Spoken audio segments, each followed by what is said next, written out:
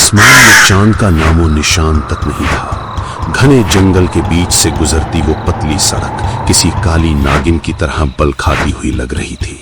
सन्नाटा इतना गहरा था कि सूखी पत्तियों के सरसराने की आवाज भी दिल की धड़कन बढ़ा रही थी। रवि और सुमित अपनी पुरानी बुलेट पर सवार होकर कालीपुर की तरफ बढ़ रहे थे।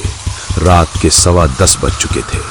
जंगल के पेड़ों की परछाइयां ऐसी लग रही थीं मानो लंबे लंबे हाथ बढ़ाकर उन्हें रोकने की कोशिश कर रही हों, और बीच बीच में दूर से आती गीदड़ों के रोने की आवाजें माहौल को और भी खौफनाक बना रही थीं। रवि यार, गाड़ी थोड़ी तेज चला ले। मुझे ये जगह ठीक नहीं लग रही। ऐसा लग रहा है जैसे कोई झाड़ियों के पीछे से हमें देख रहा है। तुझे तो हर वक्त वहम होता है सुमित। चुपचाप बैठ, इंजन गर्म हो रहा है। अगर ज्यादा तेज भगाया और गाड़ी बंद हो गई तो इस वीराने में पानी भी नसीब नहीं होगा।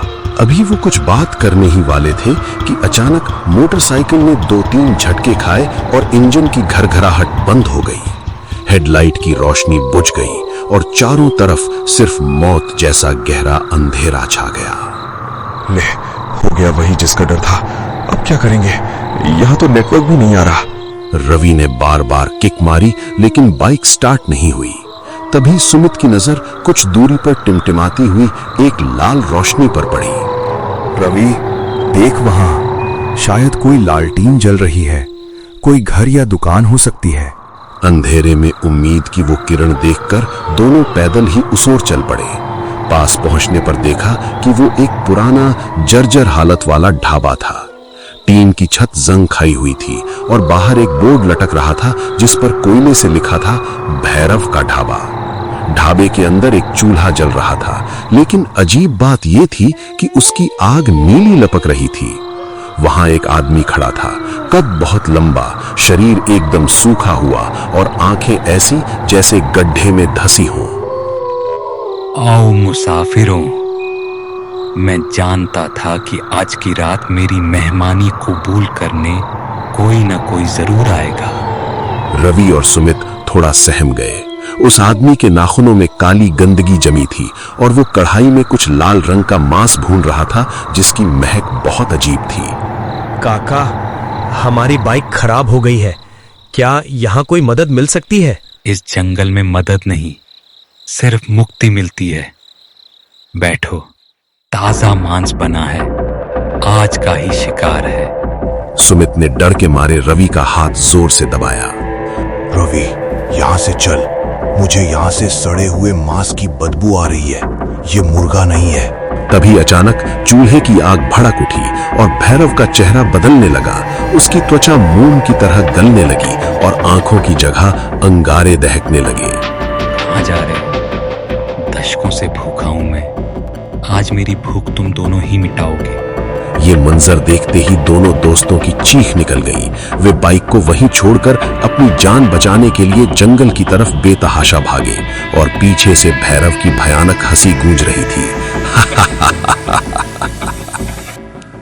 भागते भागते वे जंगल के उस पार निकल आए। सामने एक गांव का गेट था जिस पर लिखा था कालीपुर में स्वागत है। गेट पार करते ही जंगल की डरावनी आवाजें एकदम शांत हो गईं। गांव अजीब तरह से खामोश था। हर घर के बाहर एक दिया जल रहा था, लेकिन कोई इंसान नजर नहीं आ रहा था। तभी उन्हें एक चबूतरे पर कुछ बुजुर्ग बैठे दिखाई दिए। रवि और सुमित हांफते हुए उनके पास पहुंचे। बाबा, हमें बचाइए। वो जंगल में वो ढाबे वाला राक्षस हमारे पीछे पड़ा है। शांत हो जाओ बेटा, तुम अब कालीपुर में हो, यहाँ वो नहीं आ सकता। आप लोग कौन हैं और ये गांव इतना सुनसान क्यों है? सरपंच ने अपनी गर्दन धीरे से उठाई। उनकी आंखों में पुतलियां नहीं थी, सिर्फ सफेद धुआं था। क्योंकि हम भी वही हैं जो वो है। फर्क बस इतना है कि हम किसी को मारते नहीं, बस अपनी याद जिंदा रखना चाहते हैं। रवि और सुमित के पैरों तले से जमीन खिसक गई। उन्होंने ध्यान से देखा तो पाया कि उन बुजुर्गों के पैर जमीन पर नहीं थे, वे हवा में झूल रहे थे। मतलब आप सब भूत हैं? हाँ बेटा, 50 साल पहले एक महामारी ने इस पूरे गांव को खत्म कर दिया था। दुनिया हमें भूल गई है। अगर तुम हमें याद रखोगे तो हम तुम्हें जाने देंगे। अगर भूल गए तो तुम हमेशा के लिए इसी गांव का हिस्सा बन जाओगे। हम वादा करते हैं, हम हर अमावस आपके नाम का दिया जलाएंगे। बस हमें जाने दीजिए। अचानक तेज आंधी चली, धूल का गुबार उठा और सब कुछ धुंधला हो गया। सरपंच की भारी आवाज गूंजी, तुम गलत जगह आ गए हो। जब धूल छटी तो रवि और सुमित ने खुद को जंगल के किनारे मेन रोड पर पाया। सुबह की पहली किरण निकल रही थी। सामने एक असली चाय की टपरी थी। वे बदहवास होकर वहां गिरे। अरे बाबूजी, आप लोग इस जंगल से आ रहे हैं? वो तो श्रापित इलाका है। वहां कालीपुर नाम का गांव हुआ करता था जो सालों पहले उजड़ गया। वहां अब कोई नहीं जाता। रवि और सुमित ने एक दूसरे की तरफ देखा।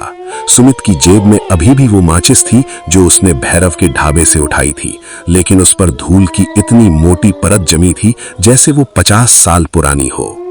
उस दिन के बाद से हर अमावस की रात रवि और सुमित उस जंगल के मंदिर में एक दिया जरूर जलाते हैं।